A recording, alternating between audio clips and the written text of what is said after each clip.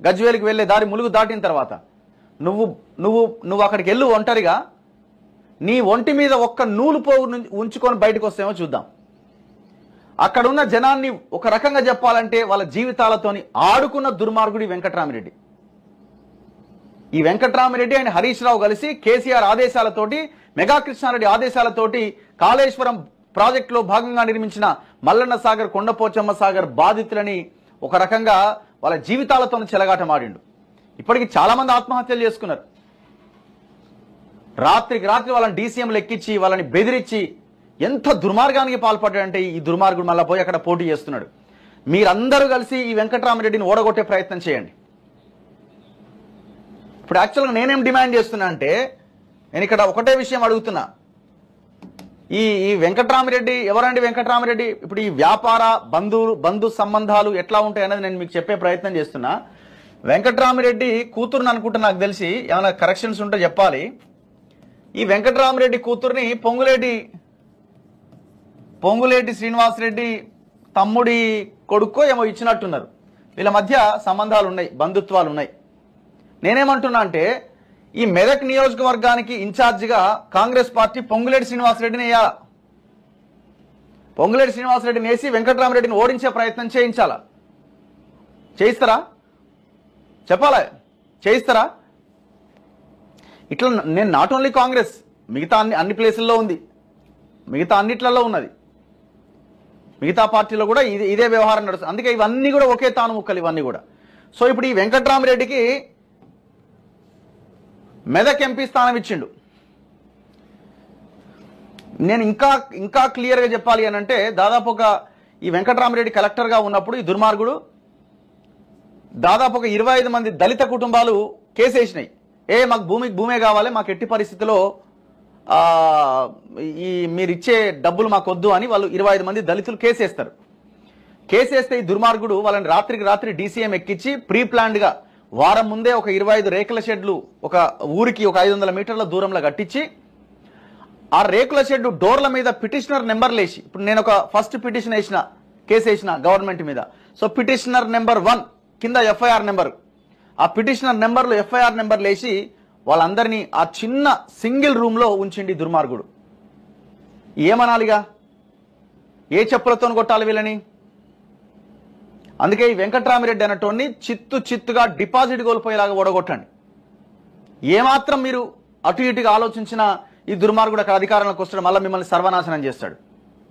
అందుకే నేను అంటాను కదా, R&R కాలనీకి, ఏ మల్లన్న సాగర్, కొండపోచమ్మ సాగర్ బాధితులున్న R&R కాలనీకి నువ్వు వెళ్ళి నీ ఒంటి మీద ఒక నూలు పోగు మిగిల్చుకొని వస్తావేమో చూద్దాం. నువ్వు వెళ్ళాలా, హరీష్ రావు వెళ్ళాలి, ఇద్దరు కలిసిపోవాలా? ఏ ముఖం పెట్టుకుని హరీష్ రావు ప్రచారం చేస్తారు అక్కడ?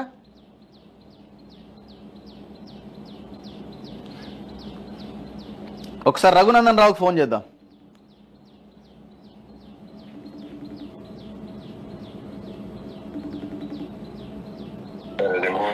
రఘునందన్ రావు గారు నమస్తే. అన్న, ఇప్పుడు లైవ్ లో ఉన్నారు మీరు అన్న. ఇప్పుడు వెంకట్రామిరెడ్డికి మెదక్ బీఆర్ఎస్ ఎంపీ టికెట్ ఇచ్చినట్టున్నారు కదా? అవునండి. సో ఎట్లా మీకు గట్టి పోటీదారుడిగా నిలబడతారా? ఎట్లా అనుకుంటున్నారు మీరు?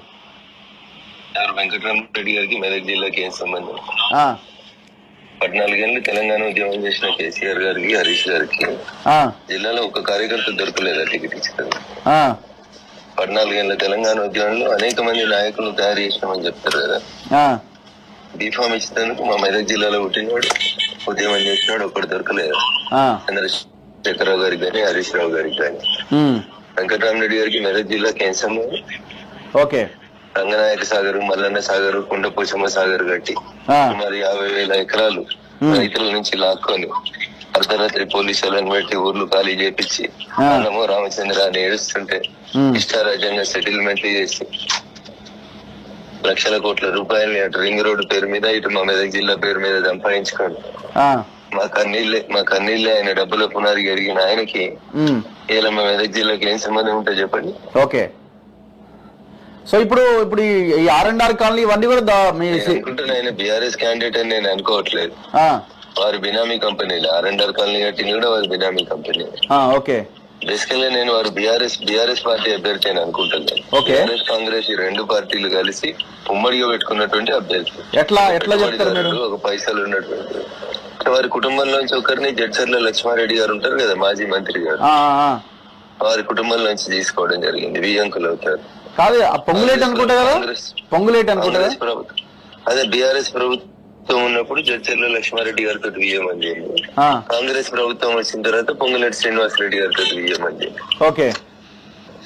సో అటు చూసినా ఎటు చూసినా రెండు రకాలుగా ఆయన కాంగ్రెస్ కి బీఆర్ఎస్ కి ఇద్దరికి బాగా అంటే బాగా ఆర్థిక లావాదేవీలు కలిగినటువంటి.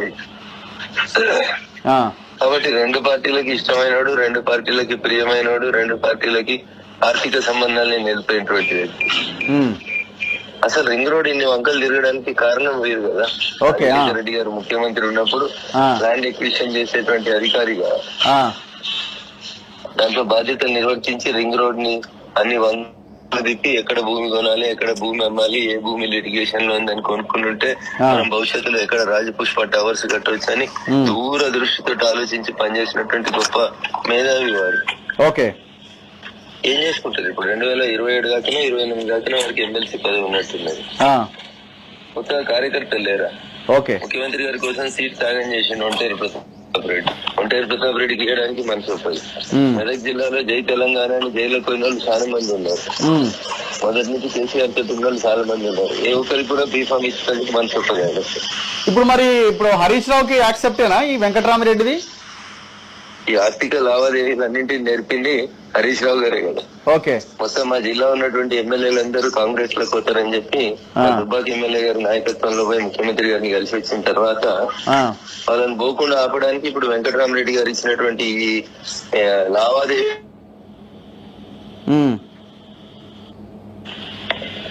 మార్క్స్ చెప్పినట్టు మానవ సంబంధాలన్నింటినీ ఆర్థిక సంబంధాలుగా మలపడంలో మాజీ ఆర్థిక మంత్రి గౌరవనీయులు హరీష్ రావు గారు దిట్ట. పార్లమెంట్ ఎన్నికలు అయిపోయేదాకా పార్టీ మారకుండా ఉండేందుకు బీఆర్ఎస్ మెదక్ జిల్లాకు సంబంధించినటువంటి ఎమ్మెల్యేలందరికీ వెంకటరామరెడ్డి గారి నుంచి పెద్ద మొత్తం లోపల ప్యాకేజ్ ఇప్పించడమే కాకుండా ఆయన స్వయాన ఆర్థికంగా లాభం పొందాడు. లేకపోతే కార్యకర్తకి ఎందుకు ఇవ్వడండి? బీఆర్ఎస్ కి వేరే జిల్లాల సంగతి వదిలేరు. కేసీఆర్ పుట్టిన మెదక్ జిల్లాలో హరీష్ కంటే మెదక్ జిల్లాతో సంబంధం లేదు. హరీష్ మెదక్ జిల్లా కాదు. కరీంనగర్కి వెళ్ళి వచ్చిండు. 600 జీవో అమలు చేయమని ఎప్పుడైనా లొలి పెడతాడు రఘునందన్ లాంటి అని చెప్పి ఆయన ఒక ఊరు ఉన్నటువంటి తోటపల్లి ఉన్న ఒక మండలాన్ని కరీంనగర్కి వెళ్ళేసి సిద్దిపేట కలుపుకున్న వాళ్ళు. ఇట్లా మొత్తం మా జిల్లా మీద తెలంగాణ ఆత్మాభిమానం లేదు, తెలంగాణ స్వాభిమానం లేదు. 610 జీవో అమలు కాని జిల్లా ఏమైనా ఉందంటే అది మెదక్ జిల్లానే. సో ఇట్లా మా జిల్లాతో సంబంధం లేదు వ్యక్తిని తీసుకొని వచ్చి, తెలంగాణ ఉద్యమంతో సంబంధం లేనటువంటి వ్యక్తిని తీసుకొని వచ్చి కేవలం మార్క్స్ విశ్లేషించినట్టు, కార్ల్ మార్క్స్ గారు విశ్లేషించినట్టు మానవ సంబంధాలని ఆర్థిక సంబంధాలు అనేటువంటి కోణం లోపల ఇంత భయంకరంగా సీట్లని చేసుకోవడం అనేది బాధాకరమైనటువంటి విషయం, దురదృష్టకరమైనటువంటి విషయం. మెదక్ జిల్లాలో ఉన్నటువంటి తెలంగాణ ఉద్యమకారులందరూ కూడా ఆలోచించుకోవాల్సినటువంటి విషయం. థ్యాంక్ యూ రఘునందన్ రావు గారు. Thank you. సో ఇది రఘునందన్ రావు, ఆయన ఎంపీ అభ్యర్థిగా అక్కడ పోటీ చేస్తున్నారు కాబట్టి ఆయన ఫోన్ తీసుకోవడం జరిగింది. సో ఈ దొంగని ఓడగొట్టండి. ఈ హైదరాబాద్ లో రాజపుష్ప పేరుతో పెద్ద ఎత్తున అక్రమాలు కబ్జాలు కూడా తెగబడ్డారు వీళ్ళు. చాలా దారుణమైన రియల్ ఎస్టేట్ గ్రూప్ ఇది, పెద్ద మాఫియా ఇది. సో కేసీఆర్ హరీష్ రావు కనుసన్నల్లో వ్యవహరించే ముఠా ఇది. సో మెదక్ జిల్లాని సర్వనాశనం చేసుకోవాలనుకుంటే ఈ దుర్మార్గుని కోటేయండి. ఎందుకంటే మేము ప్రత్యక్షంగా చూసినాం, మల్లన్న సాగర్, కొండపోచమ్మ సాగర్, ఆ రైతులతో, ఆ కుటుంబాలతో మేము ప్రత్యక్షంగా కొన్ని వీడియోలు చేసినాం. చాలా దగ్గరగా చూసినాం వాళ్ళ ఇబ్బందులు, వాళ్ళ బాధలు. సో అందులో ప్రధాన సూత్రధారి హరీష్ అండ్ వెంకటరామిరెడ్డి, ఈ ఇద్దరు దొంగలే. నాగర్ కర్నూలు నుంచి ఆర్ఎస్పీ, మెదక్ నుంచి వెంకటరామిరెడ్డి, మరో ఇద్దరు ఎంపీ అభ్యర్థులను